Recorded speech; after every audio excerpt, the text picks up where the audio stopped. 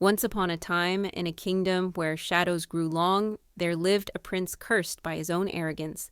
He had mocked an old beggar woman at his palace gates, and she revealed herself as a powerful witch. "You see only surfaces," she hissed. "Now you shall live beneath one." With a crack of thunder, the prince's handsome face transformed into that of a hideous beast. Horns sprouted from his head, fur covered his skin, and his voice became a growl.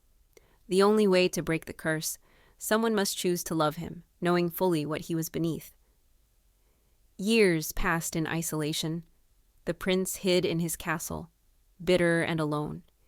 In a nearby village lived a woman named Elara, known for her sharp tongue and sharper mind. She had rejected every suitor, finding them dull, vain, or false.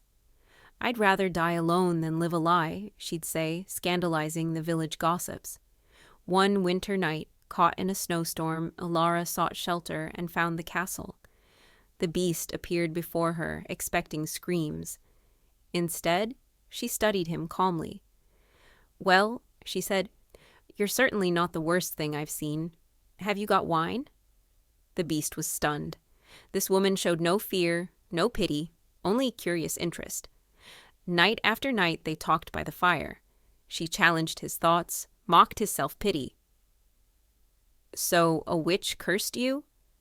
"Perhaps you deserved it," she said bluntly. He roared in anger, but she didn't flinch. "Truth hurts more than claws, doesn't it?"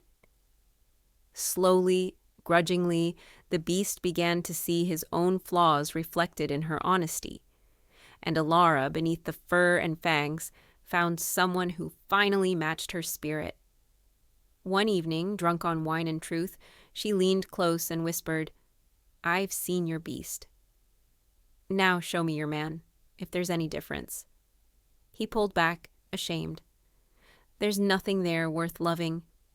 "Love isn't about worth," she said, taking his clawed hand. "It's about choice." She kissed him then. Not the beast, not the prince, but the flawed man between. The curse shattered like glass. The beast's form melted away, revealing the prince beneath. But Elara stepped back, examining him with those sharp eyes. She said. "I think I preferred the other version." He was more honest. The prince laughed. Truly laughed, for the first time in years. "Then I'll work every day to be worthy of that beast you loved." "See that you do," she said, pouring more wine. "I don't accept returns." They married not in a grand ceremony, but in that very room, by firelight, with wine-stained lips.